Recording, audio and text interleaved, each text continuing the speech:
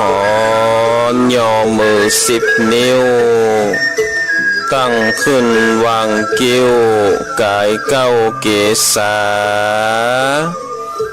แทบใต้พาติตะทัดไหลรัตนาผ่านแผ้วพระแก้วเจ้าทั้ง3 ประการโดยความเคารพนอบนบปุจจาขอย่อมือ10 นิ้วไหว้สาครูบาอาจารย์พระมหาเถรานุเถระพระเถระพระเจ้าพระสงฆ์ทุกรูปทุกตนด้วยความเคารพขอความสุขความสัสดีจงมีแก่ศรัทธาญาติโยมท่านสาธุชนพุทธบริษัททั้งหลายมาปะกันละเนอมาปะกันแล้วกับช่วงเวลารายการมรดกธรรมพื้นบ้านล้านนาดำเนินรายการโดยกระผมอัตมภาพพระครูสังฆลักษณ์ธนอัตรัตนาสิริวัดหาลีกาลามสันมานะตำบลต้นทงอำเภอเมืองจังหวัดลำพูนก็ได้นำเอารายการมรดกธรรมล้านนามาพบกับศรัทธาญาติโยมท่านสาธุชนนักศีลนักบุญทุกท่านกันเป็นประจำทุกวันพุธเวลา3:30 นาทีถึง5:00วันนี้ก็มาพบกันในวันพุธที่22 เดือนมิถุนายนพุทธศักราช2565วันนี้ก็เป็น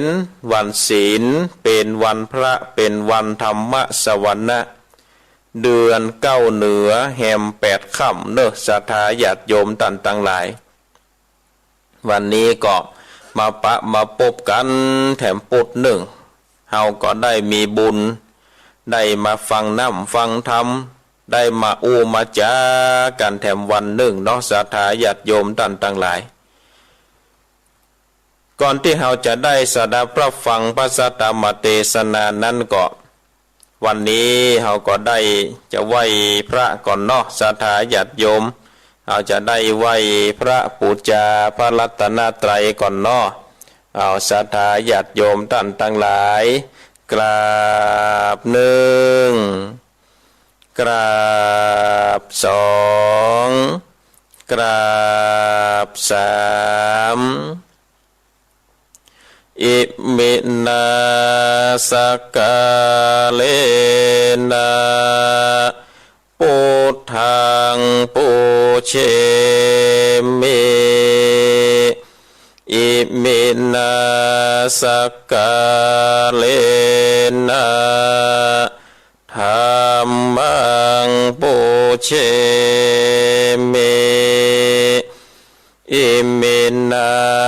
สกาเลนะสังฆังปูเชมิอะระหังสัมมาสัมพุทโธภะคะวาพุทธังภะคะวันตังอภิวาเทมิกราบสวากขาโตภะคะวะตาธัมโมธัมมังนัมมัสสามิกราบสุปฏิปันโนภะคะวะโตสาวกสังโฆ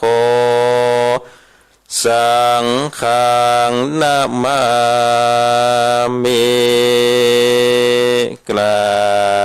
บ นะโมตัสสะภะคะวะโตอะระหะโตสัมมาสัมพุทธัสสะนะโมตัสสะภะคะวะโตอะระหะโตสัมมาสัมพุทธัสสะนะโมตัสสะภะคะวะโตอะระหะโตสัมมาสัมพุทธัสสะอิติปิโสภะคะวะอะระหังสัมมาสัมพุทโธวิชชาจารณะสัมปันโนโสกโตโลกวิโตอนุตตโลโปเลสะธัมมาสาลาเตสัทธาเทวมโนสานังพุทโธภะคะวะเตสวากขาโตภะคะวะตาธัมโมสันทิเตโกอาคาลิงโกเอหิปัสสิโกโอปานะเยโกปัจจตังเวทิตาโพวินโยเหเตโสปะเตปันโนภะคะวะโตสาวกสังโฆญาญาปะเตปันโนภะคะวะโตสาวกสังโฆสามิจิปะติปันโนภะคะวะโตสาวกสังโฆญาติตังจัตตาลิปุเรสยุคาเนอัตตาปุเรสะปุกาลาเอสะภะคะวะโตสาวกสังโฆอะโหนายโยปะโหนายโยทาเกนายโยอัญชลิการะเนโยอนุตตลังปุญญาเกตังโลกัสสติสัตโตสัตโตภะปัญญาปาละเม30ตัสสะโตภะปัญญาปาละเมวัดแวดล้อมเวเลญญาปาละเมล้อมละวังเดเสละปาละเมบางหอกดาบเมตตาปาละเมผาแป้ตังเปินตานาปาละเมเฮเป็นเปินตั้งต่อโอเบกขาปาละเมก็เป็นเวียงเล็กเนคขามมาปาละเมก็เป็นกำแปงเปกสัจจาปาละเมเวทละวังดีเป็นไม้ไตขันเตปาละเมกายเกิดเป็นหอกดาบบางนาไม้และปืนไฟอาทิฐานาปาละเมพันผ่าไปทุกคนทุกแห่งแข่งแรงป่าฟงมานผีสางภายเพศตกเตโพผีปังไปเนนางแม่ตอดลาเนอาสาจันโซซาเหมือนฟันอยู่ข้างน้ำนาทีนองกวางตอกกวางแตกที่ฟองหน้านองนานอกกายเป็นข้าวตอกดอกไม้มาถวายปูจาผ้าแก้วแก่นไทยสาทานพระพุทธังเลยจงมาภายโพดนาโนญญาโตโพดโภคาแต่เดนเลนางแม่ทอลาเนออกมาเลีดมวยผมอยู่ข้างจางกายคายข้าจางแงซับเดินปนน้ำนาเตลงพัดพายขอจ้างพาย หากตบเต้าพยามานห้องเอาปนกัวกับยอมมือขึ้นตนกัวใส่กล่าวว่าผู้ขานี้ได้ชื่อว่าเป็นลูกศิษย์พระพุทธเจ้าตนมีบุญสมปานอันมากนักพระพุทธเจ้าจริงตังพระปัญญาปาละมีไว้เก่าจานตังไว้ต่างหน้าก็ได้เก่าจานตังไว้ต่างหลังก็ได้เก่าจานตั้งแต่หัวแผ่วตีนก็ได้เก่าจานตั้งแต่ตีนแผ่วหัวก็ได้เก้าจานแสนว่าลูกปืนจากมาเสมอเหมือนดังฝนแสนหาก็บ่มีจากมาไกลใดข้าพระเจ้าเลยได้ไว้ว่าพระพุทธกุณนางพระธรรมกุณนางพระสังฆกุณนางพุทธอินตาธรรมอินตาสังฆอินตาอัสสะอาบแม่นางตอลานีผู้อยู่เหนือน้ำผู้อยู่กำแผ่นดินกันว่าผู้ขาได้ละเนื้อเกิดเติงโกนพระพุทธเจ้าโกนพระธรรมเจ้าโกนพระสังฆเจ้าโกนพระปิตาโกนพระมารดาโกนพระอุปัชฌาย์ครูบาอาจารย์โกนแก้วตั้งสามประการโกนแดดโกนฝนโกนน้ำโกนลมโกนดินโกนไฟโกนโกฏศาสตร์ลาดเจ้าโกนพระเจ้าตนพระวาดนาก็ดีโกนนางทาลาก็ดีโกนพระปัญเจกเจ้าก็ดีโกนแม่ทอดลานีเจ้าก็ดีขอจุงมารักษาดังกำนากำลังยังตนตัวแห่งผู้ขาในวันนี้คืนนี้ยามนี้จิมแดดเตือหน้าอุดนาอาจนาปัดนาปิดพระเจ้ามีฤทธิ์ปิดโดยพุทโธนะโมพุทธาญาวะบังอมสวาหาพุทโธพุทธังหักษาธัมโมธัมมังหักษาสังโฆสังฆังหักษาพุทโธพุทธังอาลาหังธัมโมธัมมังอาลาหังสังโฆสังฆังอาลาหังพุทโธพุทธังกันหาธัมโมธัมมังกันหาสังโฆสังฆังกันหาพุทโธเมนะโธธัมโมเมนะโธสังโฆเมนะโธอายุวันโนสุขังภะลังกราบหนึ่งกราบสองกราบสามเอาละเนาะศรัทธาญาติโยมท่านสาธุชนนักศีลนักบุญพุทธบริษัทต่างหลายเฮาได้ไหวพระเฮาได้กล่าวกำปูจาพระรัตนตรัยเป็นติเรียบร้อยละเนาะศรัทธาญาติโยมได้ยอมจิตยอมใจแล้วเนาะมีจิตใจตั้งอยู่ในกองบุญแล้วเป็นการยอมจิตยอมใจกันแล้วศรัทธาญาติโยมต่อไปก็จะได้เป็นการได้เทศนาธรรมวันนี้ก็จะได้เทศนาธรรมเรื่องใหม่เนอะศรัทธาญาติโยมเรื่องใหม่วันนี้ก็จะได้เทศธรรมตินนะปะละตุขัตตะฮือตานเทวดาเอายานหับไปสวรรค์ก็จะมีอยู่ทั้งหมด2ผูกด้วยกันเนอะศรัทธาญาติโยมก็วันนี้ก็จะเทศนาธรรมผูกตัวหนึ่งตินนะปะละ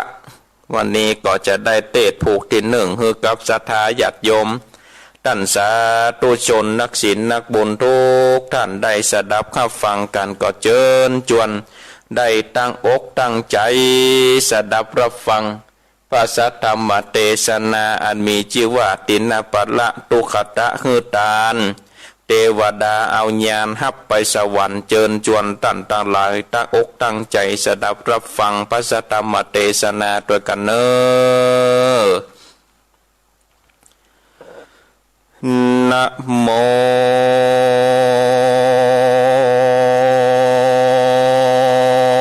ตัสสะภะคะวะโตอะระหะโตสัมมาสัมพุทธัสสะ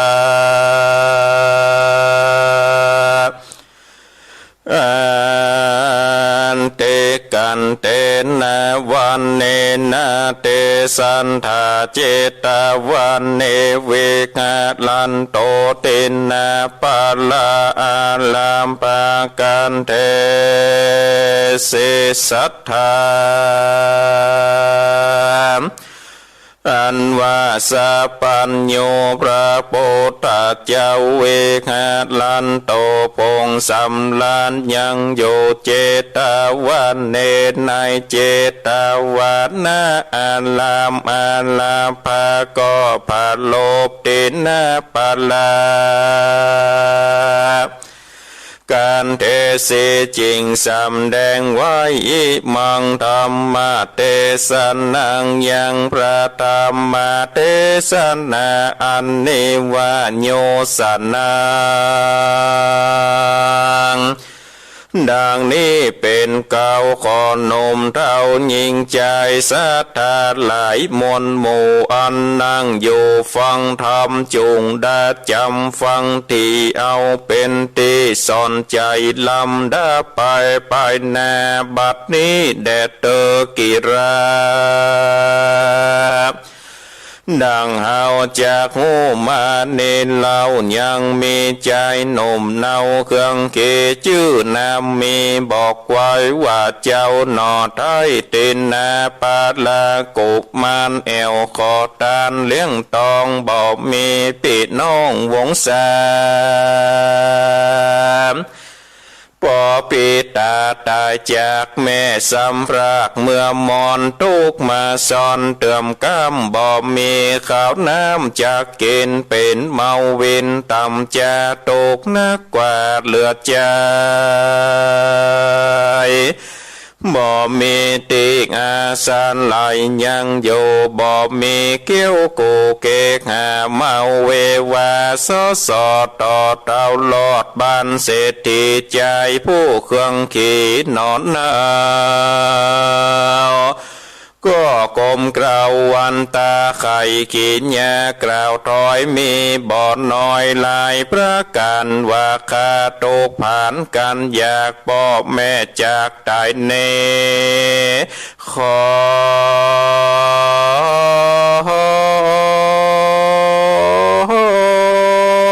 ท่านเศรษฐีพลใหญ่คนแน่ไฟโมโตได้เอ็นโดข้าน้อยอ่านตกตามก้อยอาณาถาบ่มีเกขาที่อยู่บ่มีกู้วงใหญ่ขอมีใจไฟอ้างได้ครับจางกะทำการปานอาหารข้าวน้ำเสื้อพระพรมปัจจัยที่อาสาไหลยังจอดเกือป้นขอดเครื่องเกปูเศรษฐีนั่นใส่ฟังใจขีไรไข่จ้าก็ไข่กินยาถามถอยว่าดูราเจ้าหนุ่มน้อยแดนไก่เจ้าแม่จากไหนนั้นเล่านำแข่งเจ้าชื่อสั่งจาเจ้าเนนาอาจหูมีศาสตร์ศิลป์อยู่อันใด จุงจะไขเก่าเจคือโหติตามินแดดเตอติดนั้นเจ้าตินนาปาดละกุมารก็ไก่ขานบอกเล่าตั้งแต่เก้าสุดปลายเศรษฐีหมายขวาดโหว่าเจ้าบ่มีศาสตร์สินอยู่อันใดจริงจะใครกล่าวถอยบอกเจ้าหนอดน้อยกุมารว่าเจ้าอาผานตามจ้าจูงไปเฝ้าส่วนแย่ไปแน่ปุ่นเตอว่าอันกันแล่นนาเอกติวัสังยังมีในวันหนึ่งใส่ใจขี้ไรอาณาถาปิจารณาโตเก่าว่าตนสั่งตกแต่เล่าเครื่องเขเข้าของหนีกว่าจ้อยคนใหญ่น้อยสงสารภัยจากอาผานเหมือนขาทุกตามจ้าอาณาถาคอยปางหลังมาจัดก่อนเขาเตียงย่อนตั้งบุญบอดได้ตาหนุนข่าวน้ำว่าโตพร่ำอันใดศีลดวงใสแค่เส้นได้หลีกเว้นไกลกาการภาวนาเว้นขาดเกิดมาจากปัจจุบันตกจริงหวันจ้องคอยได้ตามก้อยมองผ่านเตนะปาลากุมารนอไทยขาดเน่งไว้ในใจว่าต่อนนี้ไปนาต่อ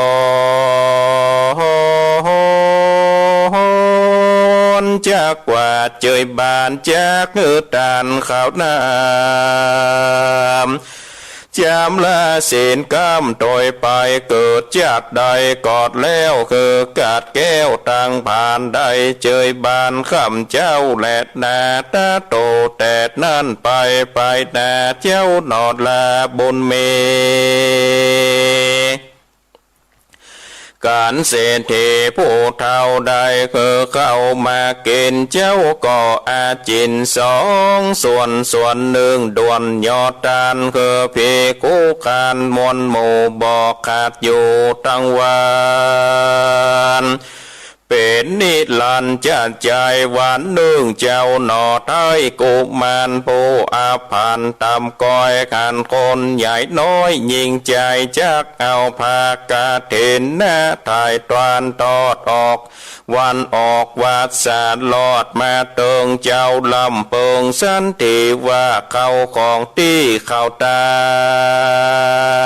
นเป็นของเจียงคานพาเสดเกิดลำเลิศนำนาสันใดจัดนั่นใส่ข่าวจากตานใดเหมือนข่าวย้อนตัวข่าวต่ำก้อยกวนไปกล่าวตอยว่าตีถามยังเศรษฐีนั่นเล่าคือหูเก้าความในใจเข็นใจบอดจะเพาะแน่ไปสู่ยังที่อยู่เศรษฐีแล้วขายว่าตีกล่าวถอยมีบอดน้อยลายประการว่าอันกาเทนาตานนั้นเล่ามีอานิสงส์มากเต้าสันใดพ่องจะติดนันปูเศรษฐีก็ใครบอกเล่าว่าดังพระพุทธเจ้ากฎหมายว่าคนยิงใจน้อยใหญ่มีใจไฟเจยบานใดคือตานพาการเตนยอมอาจินหลายหลากอานิสงส์มากนำนาใจอาณาถานั่นลาวก็กรมเกล้าอันโจเลถามยังเศรษฐีปู่เท่าว่าส่วนตัวตั้นเจ้านิโสดจากพระโมทเจยบานคือตานการเทนนาตานย้อนยืนโดยใจจื่นเมื่อใดนั่นจ้า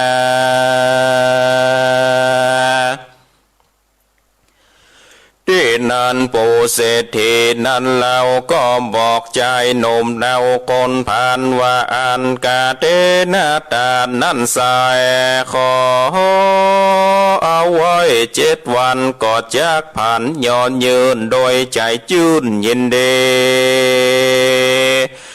ใจผู้เครื่องขี่นั่นเล่าฟังเศรษฐีเจ้าไข่ปันก่อนรีบภายผันคืนสูตรยังที่อยู่แห่งตนนอตาสะปนบุญใหญ่ขะนิ่งควายไปแม้ว่าต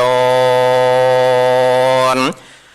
อาณาถาตำก้อยเข้าของใหญ่น้อยเงินคำบ่เมนนำสักหยาตุกบอกขาดเป็นเปียวมีผ้านุ่งผืนเดียวนิสั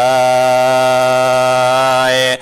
จากทานใดนั้นยากนอกเสียจากเขาละเอาวัฏาเสื้อผ้าตัดใจกว่าเป็นไม้เอาไปขายยังกาดปวดตัดขาดตังดำมัดเฉดละทำกรรมทานนีอันคุ้มหีไปนายข้าวใส่นั่นใส่เอาใบไม้น้อยใหญ่มาห้อยต่อมาหุ้มห่อกาดยาแม่นโคนอาณาถาหนุ่มเท่าจากตัดเล่าเตียนควานลือขายปานยอดใหญ่ว่าเขาเป็นคนใบกาดลีกอดยังจากเดเสียกว่าเกิดจากแน่วันลุนบ่มีบุญช่วยกำได้ตกต่ำอบายหนอโมเนนายน้อยนาตาใจขาดได้แล้วก็กาดแก้วบอดจาก็เกณฑ์ยังผ่านุ่งออกไว้ไปนอกบัดเดียวเอาใบไม้เขียวน้อยใหญ่มาสวมใส่กันยาแตนว่าถาพื้นเก่าเอาผ้านุ่งนอนเล่าไปขายสมใจไม้มากไฟกอดรีบเตียวไตไปสู่ยังที่อยู่บ้านเศรษฐีจากกรรมดีบอกเล่าว่าดูราเศรษฐีเจ้าผู้ใหญ่ข้ามีใจไฟเจยบานยังกะเต็นหน้าตาจื่นจ้อยเอาเงินน้อ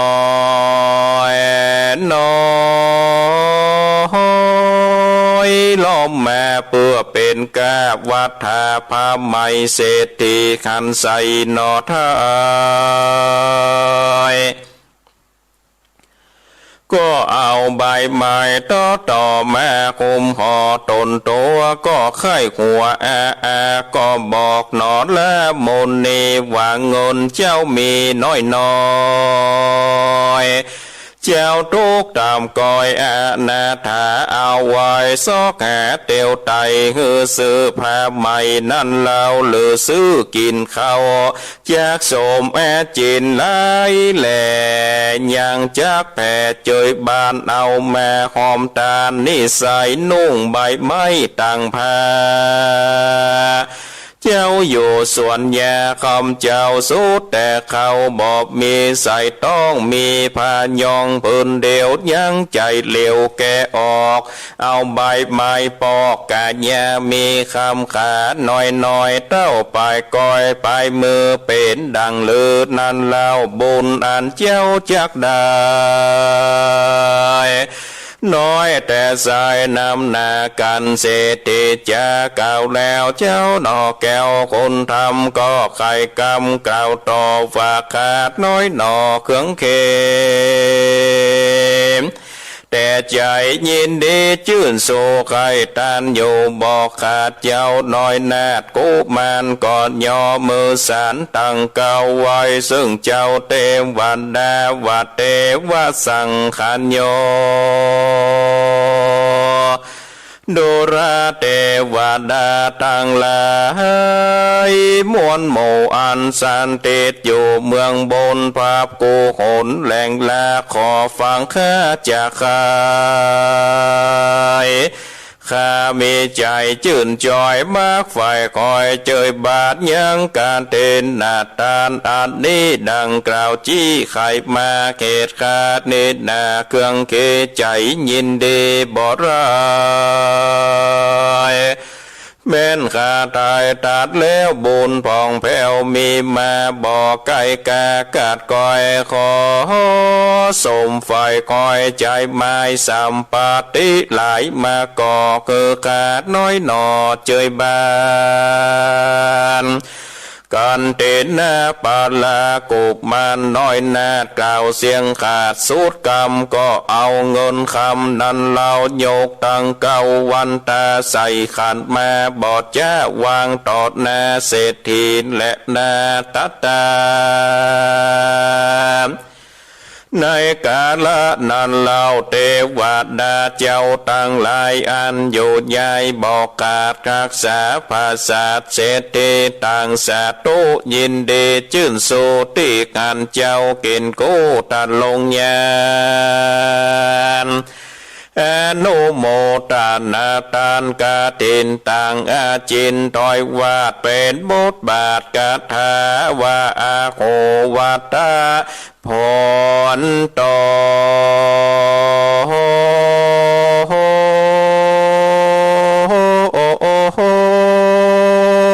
ตินาปาเลนะกันเตเกตุขตา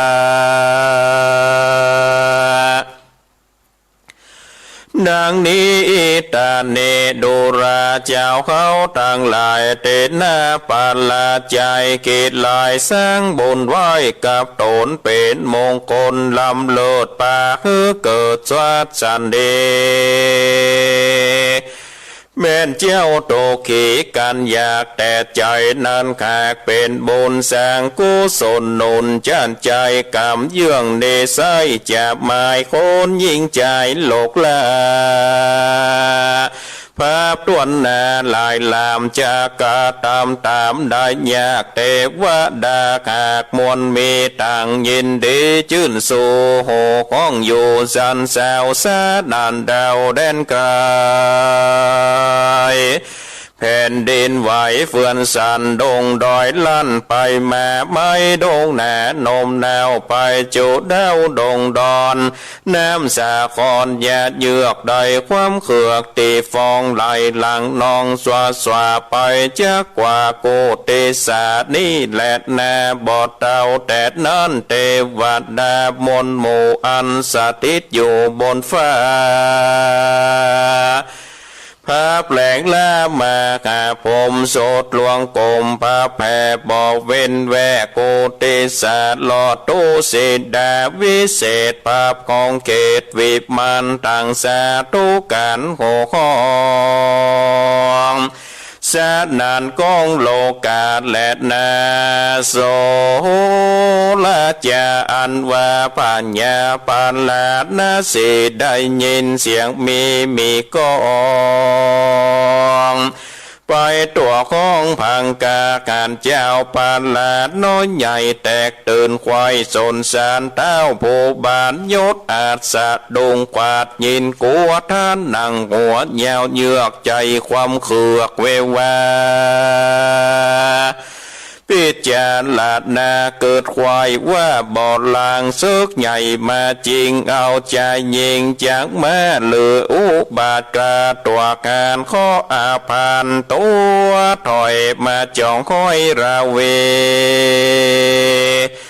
เต้าปาลานาเสนยศใหญ่กว่าภัยควายถึงตนตัดกังวลบอกกาจริงเรียกอามาตหมอดไว้ดูอย่างเนมิตรใหม่นั่นเราอามาตเก้าโหลาเอาเป็นแม่บอดจ้าวางตอดนาไว้วองขีดเป็นจ้องคูณหารโหดลาจารผู้เท่าก็บอกเต้าเจ้าปานลาดนาสีว่าโอนตะลายมีจะเกิดได้ไม่เดือดเป็นไม้คนจากตายมวยม้างเมืองจากล่างมองผ่านขอผู้บานเจ้าฟ้าอย่าโน่นจ้าน้ำนาลีปูจาไว้วาดด้วยสัจจตุบาทอ่านร้อยคนใหญ่น้อยเสมอกันตวน7 วันเป็นเขตยาคือเศษเป็นไม้กันหมอดไว้บอกกล่าวตนตั้นเต้าปาลานาเสก็ไขวันเตโอกาสคืออามาต่างตาครับอัญญาสั่งใจดังหมอตรายไวโจพระกันและนาเตวสังขโย อันว่าเทวดาต่างหลายมนต์โมหักษาโยภาษาได้กู้ขวาดเล่งขันว่าดาวขอจันนั้นเล่าจากลงเข้าต่างดามก็ตามกรรมหยาบจ้าเอาคนมาฆ่าปูจาต่างศาสนานาน้อยใหญ่บาปจากลายคบหัวปลาเอาตัวไปโซยังที่อยู่อเวเจสมควรดีกล่าวโอเคตาหูกิจญาเทวดาหนุ่มเท่าขัดนิกเล่าขันแสงก็สำแดงบอดจาภาโกตอดนาตันตาคือตนลาจายศใหญ่กันแจงควายโจประการตนโพบานเต้าลาดก็โอกาสกิญญาถามเทวดานั้นเล่าว่าตัวแก่งเจ้าเป็นภัยมาจากไหนไปโคจงกล่าวโอไกปานเทวดาพรันเก่าเจว่าตัวคาเนคักษาเป็นเทวดาอยู่เฝ้าภาษาทนี้เล่าเล็งหันว่าตนขอจันเจ้าฟ้าจากใบบานนักโสดหาบาปโหดใส่ตนอันโกรธลาผลเหยือกยาวไปตวนดาวเวียงใจสั่งบ่อปิดจานลาดนาไปตวนที่สั่งฟังจี้ไข่กามเป็นเต้าขอคำโยดอาจบอกเกิดขวาดยาวไก่ฟังกำไข่บอกเล่าอามาดเก้าหมอดตวายจากป่าวายต่ำจาบาปตัวกระอากุศลจากป่าตนไปไม่ติดลุ่มใจอเวเจดังก็มีแต่ก่อนเจนปูมอนปังลางว่าบอดดีฟังกำเมื่อบอดดีเชื่อกำพีกึดหูดีดีก้อยกาวเป็นตั้นเต้าหูมีธรรมหลีกเว้นกรรมเอาไม่เป็นไพ่ใดคือมีสินดังอาจินกล่าวแล้วปากาศแก้วอาบายอันว่าคนยิงใจแตกตื่นบ่มีสั่งอื่นเป็นพายบอกมีอันใดไม่เดือดหากโตการตาตนผาสุดจอยบานขายผานุ่งหอมตานั่นสายเอาใบไม้นุ่งแตนคนตัวแดนหนุ่มเท่าจากเบือนเจ้านั้นยากเจ้าได้บุญมากนำนาเทวดาจุดดาวโหก้องเศร้าเสียงสายบ่มีใดเดือดไม่เกิดแต่เต้าต้อยปูนลีแหลนนาติดนานเต้าปอนลาดนาสีโยดอาจได้ยินโอกาสกิจญาว่าบุญนำนาพาเสดมาบังเกิดมักเต้าแก่เจ้าหนุ่มเนาติดหน้าปานลากูบมานเต้ามีใจบานชื่นจอยมากฝ่ายคอยไข่ใดจากซื้อบุญไว้กับตนจริงคือคนหนุ่มเท้ามีอามาตย์เก้าเป็นประธานไปบอกเจ้ากุมารน้อยนาดมาสู่ภาษาทเข้าลากันเข้าใกล้กาไปลอดก็บอกเจ้าน้อยยอดบุญเมว่าเต้าปาลานาสีกล่าวโอเกิดเจ้าไปโซเวียงใจนอจอมไตหนุ่มเนาก็โดยอามาตย์เก้าภายพันลอดหอจันภาศาสตร์ก็อภิวาทกลมกล่าว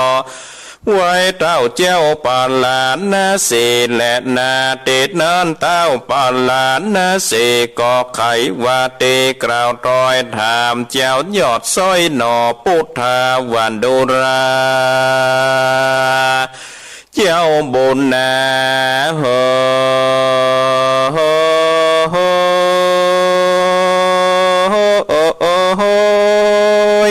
หนอไทยเขาขอซื้อบุญจะไว้นาน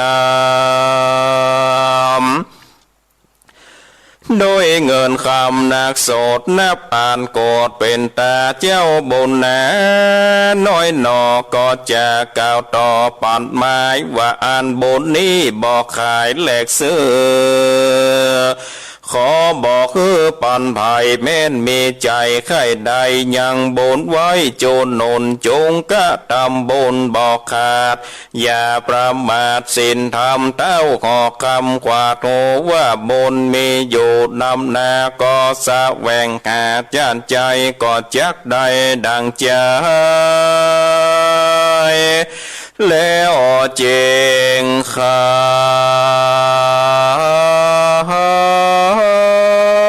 โอกาสคืออาบาดปกเป่าคือคนเท่าเท่ายิงใจมีใจผายแผ่กว้างสร้างแต่ตาตั้งต่างบนจากนนไปนาบ่อตามจ้าเกืองเกเต้าปาลาดนาเสจื่นจอยที่เจ้ายอดซอยตาลงยานบอกบนตาลคือโคเต้าเกินโคจมเจินจริงยกยืนยอปานยังหลังวันบ่อน้อย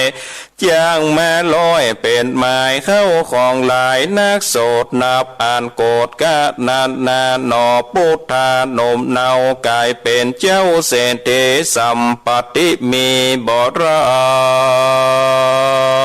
ยดูตั้งใจตามใจก็โดยอานิสงส์ใสมากกว้างอ่านตนได้สร้างยอดตาดนั้นแหละนาสะโกเตวันลาจาอันว่าปัญญาอินตาอยู่ฟ้าโอว่าคนตุกตามจ้าเครื่องเขได้เป็นเศรษฐีมั่งเต้าย้อนว่าเจ้าเจยบานได้เกิดตาน้อยโดยใจจืนจ้อยยินดีอานิสงส์มีผาเสดผาโกดเกิดตันตาโตนอินตาไข่คู่ว่าเจ้ากินโกเจียงจาน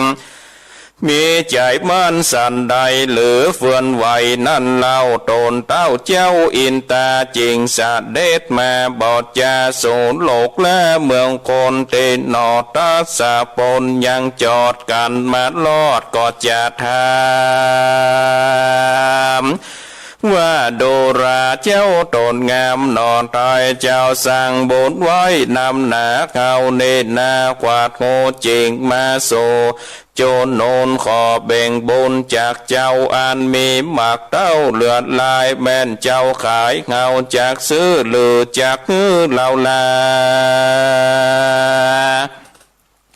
เอาสิ่งใดแม้ปั่นแจกเอาของได้แลกต่อตำขอมีใจนำเพื่อแผ่ปันบุญแก่เข้าไปเต้าสากัดสัตในปันตาเหลืออินทานโยมฟ้าลงสู่โลกละเมืองคนขอแบ่งบุญกุศลบ่อเศร้าจากติดหน้าปาลาเจ้าตนถัดลงยานก็มีแล่นนาเนติตังกิจญาสังวันนาวิเศษจากห้องเกตติดหน้าปาลาผูกเก้าปางเมื่ออินตาเจ้าคุณสวรรค์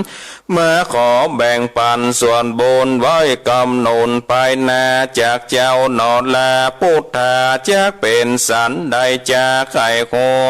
โอทาโยดาฟังผูกนี้ยังไปแจงฟังผูกสองแท่งยาวไปก็บังกลมโสมเลสเดเอาละศรัทธาญาติโยมท่านสาธุชนพุทธบริษัทต่างหลายการได้สดับขับฟังแล้วก็การได้เทศนาธรรมตินะปัลละตุขตะคือตานเทวดาเอาญาณหับไปสวรรค์ผูกต้นหนึ่งก็ปริปุนังจบลงไปเป็นติเรียบร้อยศรัทธาญาติโยมท่านทั้งหลายต่อไปก็จะได้เป็นการสรุปเนื้อหาใจความสำคัญให้กับศรัทธาญาติโยม ได้สดับขับฟังกันแดมครั้งหนึ่งบางพ่องก็ว่าท่านอาจารย์โหยเตะทำกำเมืองแล้วก็แล้วนั่นนะกะจะไปสรุปเนี่ยใดแถมฟังหูเรื่องอยู่หรอกแต่ว่าศรัทธาญาติโยมท่านต่างหลายก็แปลงใจหาคนหนุ่มเนาะคนหนุ่มหรือว่าคนกึ่งกลางบางพ่องนี่ก็กรรมบางกรรมในธรรมก็บ่อาจที่จะตีความหมายได้ก็เป็นกรรมที่มันเลิกมันเดึกเนาะเป็นกรรมโบราณบักเก่าบางเตื้อบางกรรมก็บ่ได้ได้จากันแล้วก็ป่นก็แต่งเป็นข้าวซอยโวหารเป็นธรรมกรรมข้าวก็เลยก็ต้องมาสรุปเนื้อหาแจกความสำคัญเนื้อกับศรัทธาญาติโยมท่านต่างหลายได้สดับรับฟังกันแต่ครั้งหนึ่งอันว่าธรรมตินาปละนี้ศรัทธาญาติโยมท่านต่างหลายองค์สมเด็จพระสัมมาสัมพุทธเจ้าตนปัจจุบันคือพระสมณะโคดมก็ได้ตัดเทศนาธรรมว่าในสมัยเมื่อเมินมาแล้วก็มีชายคนหนึ่งซึ่งเป็นตุขตะชื่อว่าตินะปะละเป็นชายตุขตะนี่ปนองว่าเป็นคนที่ยากจนแอวขอทานศรัทธาญาติโยมแอวขอทานเลี้ยงต้องบ่มีพี่บ่มีน้องพ่อก็ตายแม่ก็ตายบ้านก็บ่มีอยู่เข้าก็บ่มีกินก็ต้องอาศัยอาชีพในการขอทานเลี้ยงต้องเพื่อที่จะได้นำเงินนั่นน่ะเอามากินเอามาบริโภคก็เกิดว่าเฮานี่ก็มีพละกำลังอยู่จะมาแอวขอทานนี่หันจะบ่สมชื่อแล้วก็เลยไปเสาะหาบ้านเศรษฐีก็ไปปะบ้านเศรษฐีอยู่หลังหนึ่งศรัทธาญาติโยมก็เข้าไปขอสมัครงานเนาะถ้าเป็นสมัยนี้เนาะไปขอเนี่ยการไปขอสมัครงานก็แล้วว่าข้าเนี่ยไวยสาพ่อเศรษฐีเฮยข้านี่เป็นคนตุกเป็นคนโจรพ่อแม่ก็ซ้ำตายจากก็มาขอท่านเศรษฐีนะซึ่งเป็นเศรษฐีผู้ใจบุญได้เอ็นดูข้ากำเตะช่วยหับข้าคือมากระทำการข้านี่เป็นคนตกคนผ่านบ้านก็บ่มีพ่อแม่ก็บ่มีว่าโดยให้โดยนอกศรัทธาญาติโยมบีบน้ำตาโดยนอกเพื่อความน่าสงสารเอาให้อยู่นั้นนะขอพ่อเศรษฐีเตอะเนาะข้าเรื่องบ่เอาอันกะจ้างแปลงขอคือปั่นอาหารข้าวน้ำเสื้อผ้าที่อาศัยคือข้าก็ตึงเปิงอกเปิงใจแล้วนะพ่อเศรษฐีเฮ้ยเนาะแล้วพ่อเศรษฐีก็เลยบอกว่าแล้วเจ้าเนี่ยเป็นคนหนุ่มคนแน่นมีอันศิลปะอันใดพ่องเนาะเนี่ยการอันใดได้พ่องนี่ลูกข้าในเนี่ยได้โมดพ่อเศรษฐีเฮ้ยเนาะโบหลัวตำเข้าตักน้ำซักผ้าเจ็ดเงินการอันใดข้าก็เนี่ยได้หมดพ่อเศรษฐีบอกมาเตอะนี่ลูกส่วนความโหเนี่ยข้าก็ตึงบ่มีข้าเป็นคนตกคนยากจะฮือข้ามาอันใจความโหอันตามแบบตามเบ้านี่ตึงบ่มีแต่ว่าถ้าเป็นอันการใจแห่งงานนี่บอกข้ามาเตอะพ่อเศรษฐีเฮ้ยข้ายินดีนี่ลูกดังอันกะเอาอันก็ได้ข้าก็จะหับเจ้าไว้เนาะหับเจ้าไว้ก็ใจตุกตาก็ได้เนาะได้ช่วยศรัทธาญาติโยมท่านต่างหลายเนาะได้ช่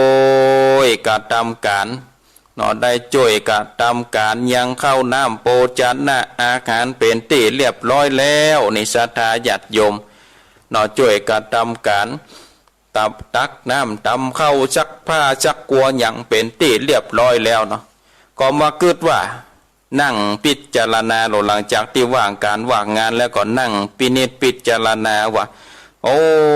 ตัวของเฮานี่เป็นคนตุกคนยากเนาะเป็นคนตุกคนยากจักหน้าบ่ถึงหลังจักหลังบ่ถึงหน้าเนี่ยใดค่ะจากนี้เขาถึงเกิดมาตุก ก็นั่งกึดไปกึดมาก็เลยพิจารณาว่าก็เพราะจัดก่อนเนี่ยเฮาถ้าบ่ได้งูตานเฮาได้ย่อนตังตานบ่ได้งูตานเข้าน้ำโปจันนะอาหารแล้วก็บ่ได้มีศีลมีธรรมห่างไกลจากศีลจากธรรมก็ควรที่จะจัดนี่เอาสมควรที่จะได้กระทำบุญได้กระทำบุญฮือตานกึดดังอันแล้วนี่ศรัทธาญาติโยมท่านทั้งหลายตั้งแต่วางหันมานี่ใจตุกขตาตินะปะละนี่ก็หลังจากที่ได้เข้ามาก็จะแบ่งไว้สองส่วนศรัทธาญาติโยมแบ่งไว้สองส่วนที่หนึ่งนั่นเอาไปใส่บาตรยอตาเนื้อกับเจ้าภิกขุสามเณรที่มาบิณฑบาตและแต่ส่วนหนึ่งก็เอาไว้กินวันหนึ่งนั่นศรัทธาญาติโยมเจ้าตินะปะละก็ได้ยินว่าเปิ้นจัดทานกฐินก็เลยไปถามเศรษฐีว่าอันวัดทานกฐินนี่เป็นจะได้มีอานิสงส์นักกว่าป่อเศรษฐีป่อเศรษฐีก็เลยว่าโอ้ทานกฐินนี่มีอานิสงส์นักก็เพราะว่าปีหนึ่งก็จัดทานได้เตือเดียวแล้วก็มีเวลาทานได้เดือนเดียวคือเดือนเกี่ยงแฮมค่ำไปจนถึงเดือนหยี่ไปจนถึงเดือนหยี่เพ็งมีเวลาอยู่เดือนเดียวถือว่าเป็นการละทานถ้าเลยเดือนหยี่เพ็งไปแล้วนั้นบ่สามารถที่จะทานกฐินได้ก็ทานเป็นผ้าป่าไปจัดทานบ่ได้ก็ได้แต่กฐินนี่มีอานิสงส์นักแล้วพ่อเศรษฐีจัดทานกฐินเมื่อใดพ่อเศรษฐีก็เลยว่าข้าก็กึดใจว่าแหมสัก7 วันนะติดหน้าเนี่ยเนาะติดหน้าเนี่ยข้าก็จัดทานกฐินแล้วเอาอันกะใจอันตุกขตะตินะปะละก็ได้หูว่าแหม1 อาทิตย์นี่พ่อเศรษฐีจัดทานกฐินก็เลยมาคิดว่าเฮาสมควรที่จะหอมทานกฐินนี่เปิ้นต้องใจผ้าเฮาจะเอาเงินที่ไหนไปซื้อผ้าไปทานผ้านุ่งเฮาจะเอาทานเฮาก็ซ้ำมีผืนเดียวเขาจะเงียจะได้หอมกฐินก็เลยกึดไปกึดมากึดไปศรัทธาญาติโยมท่านทั้งหลายกึดเสียสละผ้านุ่งของตัวเก่านะซึ่งมีผืนเดียวก่อนยอมที่จะสละเอาผ้านุ่งนะเอาไปซักเอาไปฟอกศรัทธาญาติโยมเอาไปซักเอาไปฟอกคือมันมดมันใหม่มันใสแล้วก็ได้นำเอาผ้านะไปขายเมื่อผ้าไปขายแล้วก็เอาใบไม้นะเอามาเตาะเอามาต่อเพื่อมาเปลี่ยนผ้านุ่งศรัทธาญาติโยมต่างๆหลายหลังจากที่ได้เงินมาก็ผ้ามันเก่าเนาะเอาไปขายก็จะได้ก็สมมุติว่าได้มาสัก5 บาทเนาะได้มาสัก5 บาทได้เงินมา5 บาท10 บาทเนี่ยเอาก็เข้าไปหาอันป่อเศรษฐีลงป่อเศรษฐีก็หันก็สูญเนี่ยได้นะก็ผ้าก็สูกุดเตือก็ใจแล้วมีไหนยังเอาใบไม้มาเตาะมาตรอพอลุนุ่งพอลุงพอลังพอเป็นแมงไงยังก็บอกโอ้นี่หรอกป่อเศรษฐีก็ใครหัวแสขันคะคาศรัทธาญาติโยมอาจารย์ตุกขตะก็ว่าโอ้วายสาป่อเศรษฐีเป็นเจ้าที่ข้านุ่งผ้านี่นะนุ่งใบไม้นี่นะมันจะว่าข้าเป็นผีบ้าเนอะป่อเศรษฐีก็เป็นผีบ้าจะได้ก็เอาใบไม้มานุ่งผ้าของเจ้ามีไหนอันว่าข้าเนี่ยเอาผ้าเนี่ยเอาไปขายได้สตังค์มานี่5 บาทป่อเศรษฐีเฮ้ยแล้วเนี่ยใดเห็นหรอก็จะเอาสตังค์เนี่ยกะเอามาตานหอมผ้ากฐินโลกเอาสตางค์5 บาทมาวางต่อหน้าเศรษฐีก็โอ้ยเฮ้ย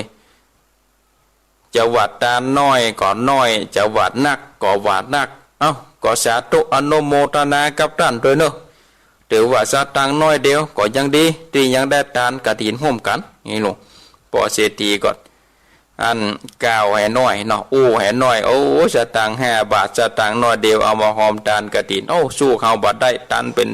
ป็นหมื่นเป็นแสนเป็นล้านนี่ลูกเทวบุตรเทวดาในศรัทธาญาติโยมท่านทั้งหลาย อยู่บนสวรรค์จันฟ้านี่ได้หันอันเจ้าตินาปะละฮือตานเสียสละฮือตาในป้ากันสาตุการนะสาธาญาติโยมดังหลายป้ากันสาตุสาตุสาตุสาตุดังสนั่นปันปืนในธรรมนี้เปิ้นว่าต่างโหข้องเนาะโหข้องสาเศร้าสนันเด้าแดนไก่แผ่นดินไหวเสือนดินไหวเฟือนสั่นดงดอยลั่นไปมาไม่ดงหนานมแนวไปจุเด้าดงดอนน้ำสากรยะเหยือกได้ความเขือกตีฟองไหลหลังนองสวะสวาไปจักกว่ากู้ติสาลมก็ปัดเนาะดอยก็ก้มไปก้มมาหรอสาธาญาติโยมพึ่งฟ้าผ่าฟ้าห้องสนั่นปันปื้นกันเจ้าเมืองปาราณสีสาธาญาติโยมหันเหตุการณ์ดังอันเนี่ยอยู่ดีขีดได้ก็ฟ้าห้องฟ้าค้างแผ่นดินไหวเนาะเอาเป็นฟ้าสั่นแผ่นดินไหวเสียงอึดค้างไปตัวก็มีความแตกตื่นนะสาธาญาติโยมมีความแตกตื่นว่าบ่อนล่างจะเกิดซึกใหญ่มาโหลมาจริงเอาใจยิงจังมางอควายมาโหลมาจริงเอาบ้านเอาเมืองก็ว่าจะเป็นอันอุบาทหานี้เกิดกับบ้านกับเมืองเป็นแต่ข้อแต่น้ำจะมาจนตัวจนบ้านจนเมืองก็จะเงียได้ก็เลยฮืออามาตย์โหราจารย์มาตำนายตายนิมิตนี่อามาตย์ก็ได้เอากระดานมาหน่อมาขีดมาอันบวกลบคูณหารตามติได้คำเฮียนมาก็บอกเจ้าเมืองปาราณสีว่าไวสาป่อพญาเป็นเจ้าเหตุการณ์ที่เกิดขึ้นมานี่จักเป็นอันตรายเนื้อป่อพญานี่ลงอันตรายจะได้จะนักก็ว่าจะอันก็ว่าจะน้อยอันตรายที่จะเกิดนี่นะเป็นห้อนเป็นไม้คนกอดจักตายเมืองกอดจักแห้งมองผ่านไปแล้วจะแก้จะได้อันตันปุโรคิตาอามัดแก้นี้บาดยากก็ต้องปูจาด้วยสัตว์4 ตีน101คน100สัตว์2 ตีน100คือเต่าคือเปียงกันอยากคือได้เป็นเศษก็บอกคือเจ้าเมืองปาราณสีได้ปนห้องว่าอันปูจายันนะเนาะได้ของว่าปูจายันสัตว์4 ตีน100สัตว์2 ตีน100งัวควายจ้างมาอย่างละร้อยฮืออามาตย์ได้อันฟังแล้วก็ก็มาเกิดว่าเขาจะเหี้ยจัดใดเทวบุตรเทวดาทั้งหลายก็เกิดว่าเจ้าพญาเมืองปาราณสีนี่ยักได้กระทำกรรมอันใหญ่แล้วบัดแปลว่าเป็นการละกานี่ก็เลยได้ไปผายโพธิสาธาญาติโยมก็เลยได้ไปผายโพธิเมืองเจ้าเมืองปาราณสีว่าป่อพญาเป็นเจ้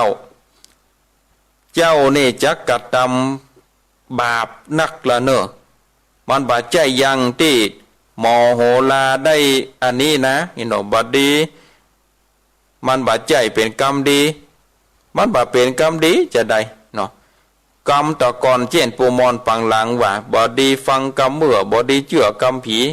กึดพอคือดีก้อยกล่าวเป็นกรรมตั้นเต้าคือมีเพื่อเป็นตั้นเต้าคือมีธรรมเลียกเว้นกรรมเอาไม่เป็นไผ่ใต้คือมีศีลอีกเนี่ยท่านนี่กำลังจะสร้างเวรสร้างกรรมเนอะแล้วจะเนี่ยใดก็ข้ากลัวมันเป็นภัยเนี่ยอันตรายจักมาเกิดบ้านกับเมืองข้าก็ข้าหลัดสะดอนอข้าลุเทวดาเฮยก็เลยบอกว่าเสียงที่ท่านได้ยินนี่นะบ่มีอันยังเป็นเสียงสาธุการอนุโมทนามีใจตุกขตะคนหนึ่งจิวะตินน่ะปัดละเอาผ้านุ่งโกรเก่าเอาไปขายแล้วเอาใบไม้เนี่ยมานุ่งแทนคนทั้งหลายนมเท่าในบ้านในเมืองหรือว่าในโลกนี่เนี่ยจักเนี่ยเหมือนเจ้าตุกขตะนั่นเนี่ยเป็นไปได้ยากปวดเนตได้บุญนักได้บุญหลายเทวบุตรเทวดาก็มาห้องสาธุอนุโมทนาหรอกบ่มีอันใดที่จะไม่จะเดือดจะเป็นอันตรายต่อบ้านต่อเมืองท่านนะ โอ้เจ้าเมืองปาราณสีก็มีความยินดีมีความยินดีชื่นอกชื่นใจก็เลยอยากจะได้บุญศรัทธาญาติโยมต่างๆหลายอยากจะได้บุญก็เลยไปขอซื้อเนาะเปิ่นบุญนั่นเปิ่นบ่มีขายเนาะเมืองเจ้าเมืองปาราณสีนี่ข้าได้บุญอย่างใจทุกขัดก็บาเกิดว่าตัวเก่ามีเงินเนาะเกิดว่าตัวเก่ามีเงินจะซื้ออันใดก็ได้ก็เลยไปติดต่อกับเจ้าตีนาปะละเจ้าตีนาปะละก็ว่าโอ้ไหวสาป่อพญาเป็นเจ้ามาอย่างมาวันนี้นี่จะมาแย่ใด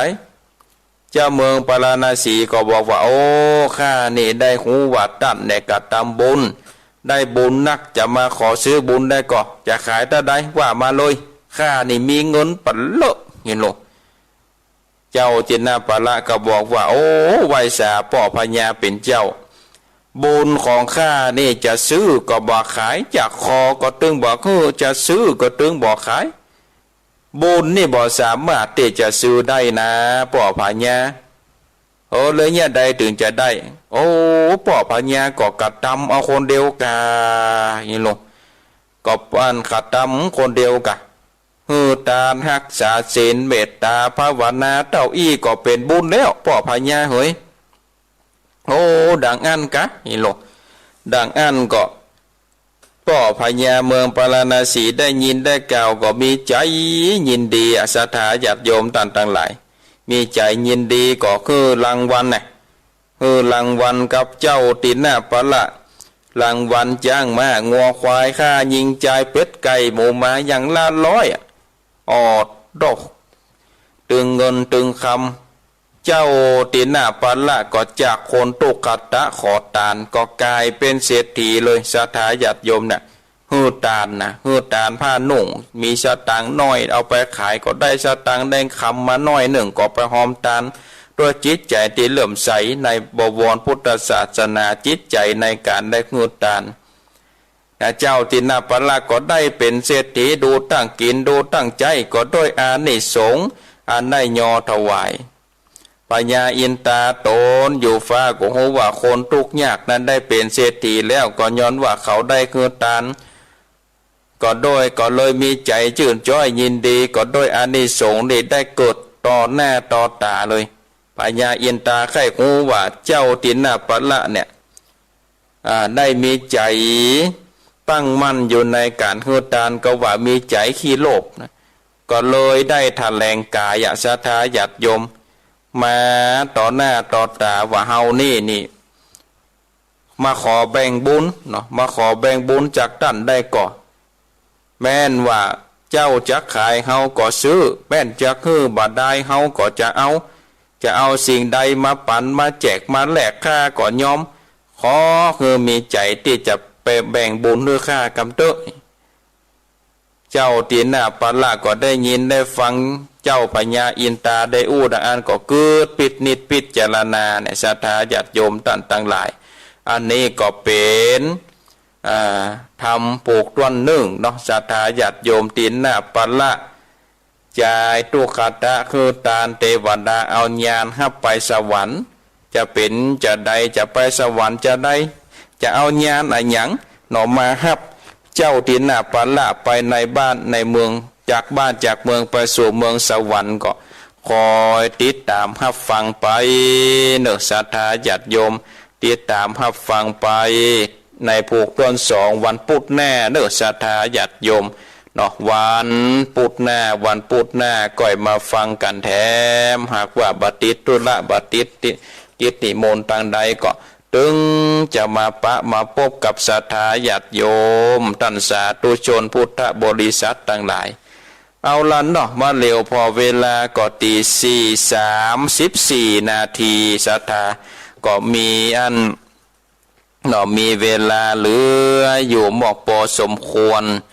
ก็จะได้เปิดสายให้กับศรัทธาท่านทั้งหลายเนาะได้มาโทรมาโทรมาจาเนอะศรัทธาญาติโยมโทรมาโทรมาจากันได้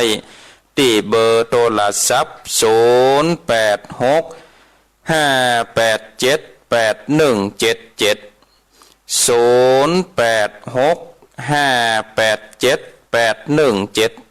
เอามีตังใดก็โทรเข้ามาได้เนอศรัทธาญาติโยมมีตังใดก็สามารถโทรเข้ามาได้โทรเข้ามาเลยมาโทรมาอู้มาจากันเนอะศรัทธาเปิดสายแล้วเปิดสายแล้วเอาครับสายเจริญปอนนมัสการเจ้าจากหลังการแม่สาวอำเภอแม่อายเจ้าชัดเจนดีเนาะชัดเจนดีเจ้าฟังธรรมตั้งว่าตีสามเก่งของเรานะเจ้าโอ้ดีแล้วดีแล้วพุทธแน่ไหมเหมือนแม่เจ้าก็คือไปตังใดเลยถ้าบัดติดตังใดก็ตึงมาปะกันเนาะเจ้าทำกำลังข้าเรื่องข้าแล้วดีม่วนๆกันกะคอยติดตามฟังกันไปเจ้าเพื่อกำลังใจนะเจ้าสาธุโมทนาหับสายต่อไปเจริญปอนเจ้ากราบเลยจ้าเจ้าท่านพระครูแม่สุเกี้ยวศิลาพรสิทธิ์มันองค์ละปุ่นเด้อได้ไว้พระต้องทำแบบกับท่านพระครูธรรมดาเจ้าและเด้อเจ้าชัดเจนดีเนาะแม่เนาะเจ้าขึ้น98.7แน่ชัดเจนนี่เด้อท่านพระครูเจ้าสาธุโมทนาสาธุเจ้า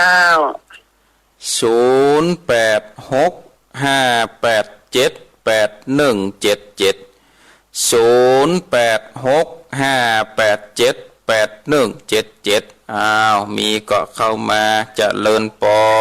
นสาธุเจ้าจากที่ไหนแม่น้อมตาจางเจ้าตาจางยังหลงร้องเจ้าชัดเจนดีเนาะแม่เนาะชัดเจนดีฝังตั้งแต่เจ้าได้ไหวพระตัวกันอยู่เนาะเจ้าไหวพระโดยสาธุโมทนาเจ้าสาธุเจ้ามีก็เข้ามาเลยเนอะศรัทธาญาติโยมบางเตื้อก็ว่าโอ้ท่านอาจารย์มีเวลาเปิดสายน้อยลำไปแม่โทรบัดตันป่อโทรบัดตันนี่มีเวลาแต่20 กว่านาทีก่อนญาติโยมโทรมาได้เลยเจริญปอนกราบไหว้สาเจ้าท่านพระครูน้องบัวชัยประกันเจ้าชัดเจนดีนะวันนี้นะท่านพระครูดีแล้วเนาะตามปุ้นเนาะเจ้าดีแล้วเจ้าวิทยุดับก็ตึงง่อมหากันนี่เนาะแต่ละแกวิทยุดับก็ง่อมหากันมาพูดที่แล้ววันท่านก็มาวันพูดแล้วบัดได้มามีการก็น่าจะถึงแม่แล้วจ้ะมาได้ยินเนี่ยต้องหาไหนก็ได้เอาเจ้าติดตามตลอดเนอะท่านตัวโมทนาเนอะแม่เนอะเจ้าไหว้สาเจ้าปอน0865878177 เจริญปอน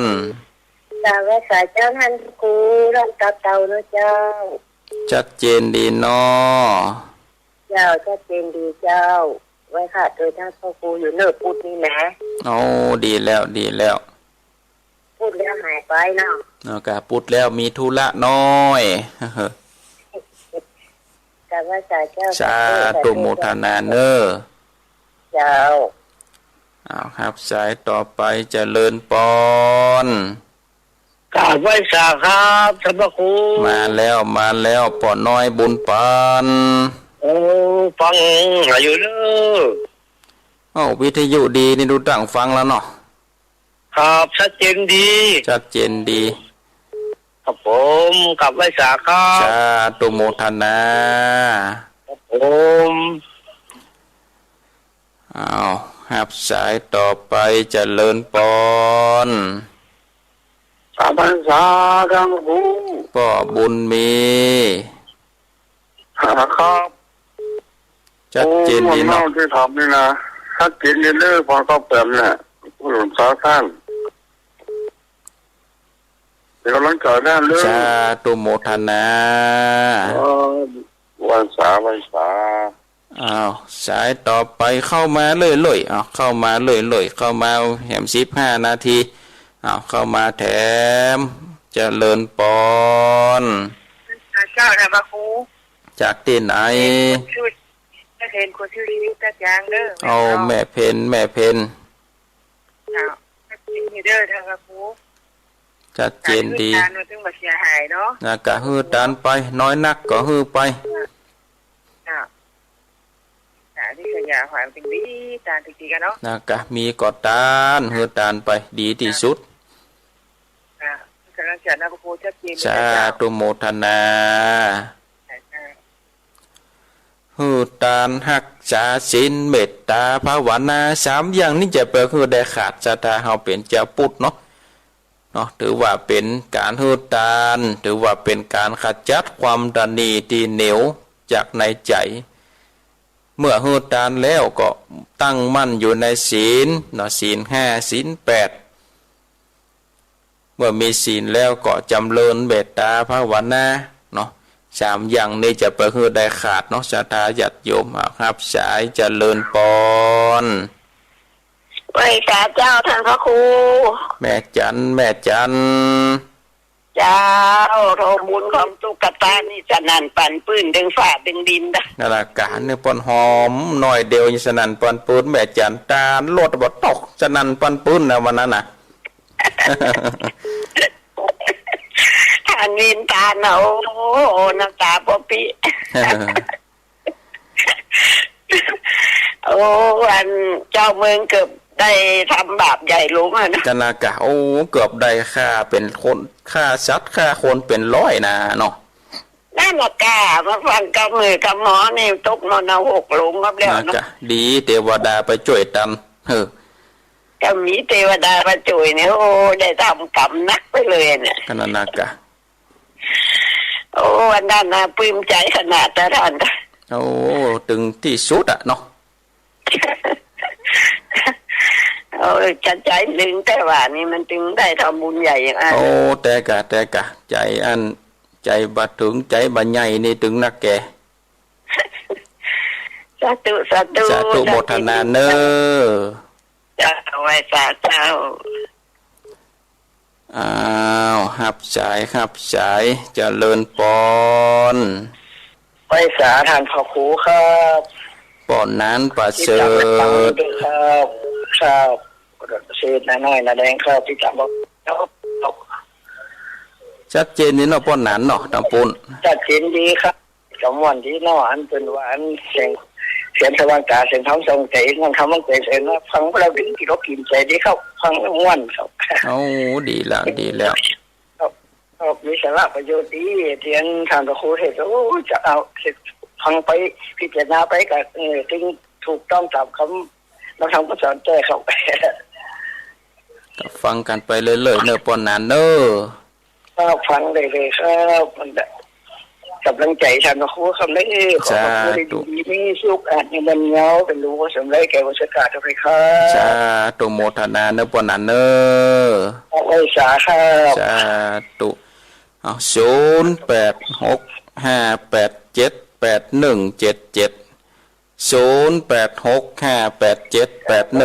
เจ้าท่านพระครู จากตังใด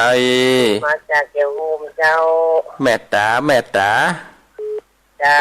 ฟังตั้งแต่เจ้ามาไหว้พระตัวเจ้า ชัดเจนดีเนาะแม่เนาะ คนแต่เนาะคนกระตานแต่เนาะสละตัวเก่าเนาะ นากา น่ะเราก็ทำกันได้ทำยิ่งใหญ่บุญโตเนาะเจ้าเนาะ ก็ทำไปตามฐานะตามอาชีพเฮาเนาะจำไว้สาเจ้า สาธุโมทนา พูดเรื่องได้มาสักคำ นากะพูดแล้วบ่ได้มาสักกรรม เจ้าตอนนี้ไปได้ฟังต่อรอตเนาะเจ้าเนาะ อ้าวทำมีการก็ตุนได้ปะกันเนาะ เจ้าจำไว้สาเจ้า เฮามีตั้งใดเฮาก็ทำไปเนาะศรัทธาญาติโยมตั้งหลายเพิ่นว่าจะไปตีกองแข่งฟ้าจะไปขี่ม้าแข่งตะวันเฮามีกำลังเท่าใดเฮาก็ตานไปเนาะเฮาก็ตานไปทำไปตามกำลังตามสติปัญญาของเฮาที่เฮาหิได้หาได้เนาะเพิ่นตานนักเฮาก็สาธุอนุโมทนาเฮาไปขันเปิ้นตานน้อยเฮาก็จะไปใส่เปิ้นนาเนาะสาธุอนุโมทนาที่เปิ้นยังตานศรัทธาญาติโยมต่างๆหลายก็จะไปเปิ้นเฮาว่าจะไปหมิ่นประมาทเนาะจะไปประมาทเปิ้นก็สาธุกับคนกินคนตานเปิ้นกินเปิ้นตานก็เฮาก็สาธุไปเนาะรับสายเจริญปอนนมัสการครับอาจารย์จากที่ไหนน้องกบเป็นน้องเบลแม่ริมครับผมน้องกบเนาะครับเป็นน้องเบลครับผมครับชัดเจนดีนะชัดเจนดีครับผมครับมาได้ฟังเมินเลยครับผมโอ้2 ปุดก็ปุดเดียวนะกันเนาะครับผมว่ารักษาสุขภาพนะครับผมสาธุเหมือนกันเนอะครับรับสายต่อไปจะเลินปอนจากพระเจ้าท่านโคอยู่แม่โทรมาจากบ้านการนะเจ้าแม่สายทองเจ้าชัดเจนเลยเจ้า98.5เนี่ยเจ้าฟังแต่เจ้าแล้วเนาะแม่เนาะใช่เจ้าแล้วเจ้าสาธุกำลังใจท่านโคนะเจ้าสาธุโมทนา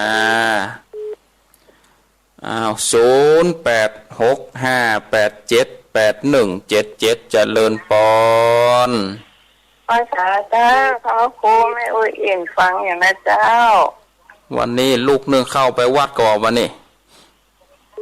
วันนี้เปิ้น8 ข้างไว้ตรงนี้เปิ้นไปเดินดับเดินเตงเจ้าเหมือนกันนี่เจ้า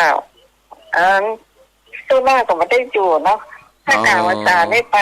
กู้วันกู้8 ข้ามเดินดับเดินเตงเจ้าเหมือนกันไม่ไว้อยู่คนเดียวเนี่ยดูตั้งฟังว่าเจ้าเมื่อคืนกู้วันนะเจ้าต้องกลัวไผว่าเฮาเนาะเจ้าเราอ่อนเต็มอยู่ตัวสักคนดูตั้งเจ้าอยู่กับธรรมะเนาะดีแล้วเจ้าเป็นกำลังใจทั้งครูนะเจ้าสาธุโมทนา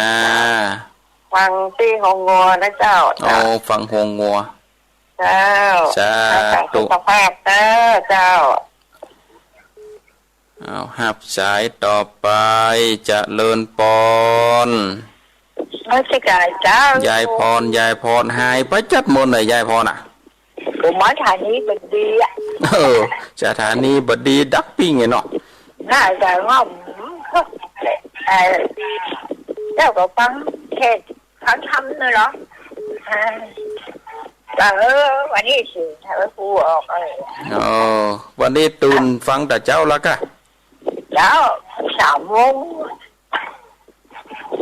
วันนี้บัตรรับละเนาะวันนี้เนาะรับไปวันนี้บัตรรับละของเก่าได้เจ้าถึงจบดีแล้วมันสถานีมันแบบนี้เลยไม่ได้ฟังก็ฟัง96ว่ะนั่นน่ะก็นี่ดีแล้วก็รู้ต่างฟังเนาะยาวแต่ว่ายาวสาธุรับสายต่อไปจะเลินปอนนมัสการท่านพระครูจากที่ไหนจากเวียงสาจังหวัดน่านนะครับผมเวียงสาเสียงชัดเจนดีเนาะฟังแต่เจ้าแล้วก็ผมสะดุ้งตื่นมากับพอดีกับตี 4พอดีทำเปิดแต่จบเนี่ยเนาะนั่นแหละก็ฟังกันอันนี้พอดีที่ทางครูนั่นเดียวอันนี้เนี่ยทวนเนาะทวนสรุปอ่านคือฟังเนาะครับมันพูดหน้ากับฟังแถมฟังแถมปนโดดตี 3ปุนาลูกนะครับผมสาธุโมทนาสาธุ เอาคือได้17สายเอาสายสุดท้ายเอาเจริญพรเจ้าไว้สาเจ้าจากที่ไหนเจริญพรเจ้าจากที่ไหนแม่ดอยสะเก็ดเจ้าดอยสะเก็ดดอยสะเก็ดเจ้าฟังดูเด้อจะตุชัดเจนดีเนาะแม่เนาะเจ้าชัดเจนดีเจ้าจะตุโมทนาเนอเจ้าเตรียมตัวไปวัดแล้วโอ้ดีละกะจะ5 โมงแล้วเนาะเจ้า5 โมงแล้วชาตุไหว้พระเจ้าเจริญพรขออนุญาตยกหูก่อนเนอศรัทธาญาติโยมขออนุญาตยกหูก่อนเพราะว่าเวลาก็ไล่หลังมานี่แล้วก็จะได้สรุปสายก่อนเนาะศรัทธาญาติโยมจะได้สรุปสายก่อนก็สาธุอนุโมทนากับทุกเสียงทุกสายเนาะที่ได้โทรมามาจ้าโทรมาคือกำลังอกกำลังใจก็สายแรกจากหลังกาดแม่สาวอำเภอแม่อายนี่ก็ชัดเจนดีสายที่2จากแม่สุกแก้วสีเตี้ยศรีลาพรอำเภอบ้านโฮงนี่ฝั่ง98ห้วยตองซักก็ชัดเจนดีสายที่3จากแม่น้องตาจ้างเวียงหนองล่องสายที่4จากโยมแม่นองบัวชัยปราการสายที่5จากโยมแม่ถ้ำตับเต่าสายที่6จากพ่อน้อยบุญปันอำเภอฝางสายที่7จากพ่อบุญมีเมืองกลางสายที่8จากแม่เพนเวียงหนองล่องสายที่9จากแม่จันเรือนใสก็สาธุนโมทนาเนาะกับแม่จันเรือนใสที่ได้ถวายยานพาหนะรถยนต์ให้กับท่านอาจารย์พระครูอภิวัฒนาวิกรมก็ยังแม่จันว่าเนาะโอ้ถ้าใจบัดถึงใจบัดใหญ่ก็ถึงบัดได้ตานของใหญ่นะก็อย่างแต่ถ้าบัดตัดใจตานก็ถึงบัดได้ตานนะศรัทธาญาติโยมก็สาธุโมทนากับแม่จันเดินใสสายที่10จากพ่อนานประเสริฐนานน้อยจังหวัดน่านนี่พ่อนานก็ฟังอยู่เนาะก็สาธุอนุโมทนาสายที่11จากแม่ตาบ้านแม่ตาในอำเภอเจ็ดหมสายที่12จากน้องกบเปิ่นน้องเบลสายที่13จากแม่สายทองบ้านโฮงอำเภอบ้านห้วยการบ้านโฮงสายที่14จากแม่อุ้ยอินอำเภอสะเมิงสายที่15จากยายพรร้องงัวแดง16จากเวียงสาจังหวัดน่านสายที่17สายสุดท้ายจากดอยสะเก็ดก็สาธุอนุโมทนาก็อนุโมทนากับศรัทธาญาติโยมทุกท่านเนาะที่ได้เปิดเครื่องวิทยุสดับมาฟังแล้วก็สาธุอนุโมทนากับศรัทธาญาติโยมที่โทรมาแจ้งผลการนับฟังโทรมาโทรมาจ่าแล้วก็ก่อนที่จะจากลากันก็สาธุอนุโมทนากับโยมแม่จันเพญคำโปธาแม่พัฒนันวิจิตรไพศาลหน้าบ้านตาข้ามอำเภอแม่เฮียอำเภอเมืองจังหวัดเชียงใหม่ได้วันนั้นปะกันที่งานวางศิลาฤกษ์พระธาตุวัดพระโคเฉลิมพระเกียรติข้างวัดพระสิงห์วันนั้นไปร่วมกับครูบาอาจารย์มีท่านพระครูอภิวัฒนาวิกรมครูบาอาจารย์กหลายตนหลายองค์ได้ไปร่วมกันกับคุณโยมเชิดพงษ์กิ่วแก้วเปิ้นได้จะไปสร้างพระธาตุที่วัดพระโคเฉลิมพระเกียรติในเมืองข้างวัดประสิงห์หลังวัดผาบ่องหันก็